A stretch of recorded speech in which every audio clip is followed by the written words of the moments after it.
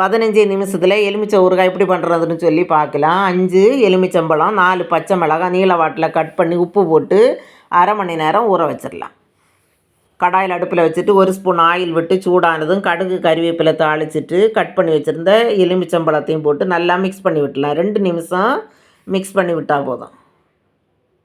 அதுக்கப்புறமா அரை ஸ்பூன் வெந்தய பொடி, அரை ஸ்பூன் மஞ்சள் பொடி, 1 ஸ்பூன் காஷ்மீரி மிளகாய் பொடி, அரை ஸ்பூன் சாதா மிளகாய் பொடி, அரை ஸ்பூன் பெருங்காய பொடி போட்டு நல்லா மிக்ஸ் பண்ணி விட்டுடலாம். இதில் வினிகர் விட தேவையில்லை. இனி எலுமிச்சம்பழம் வேக தேவையான தண்ணியை விட்டுடலாம். மூடி விட்டு வேக விட்டுடலாம்.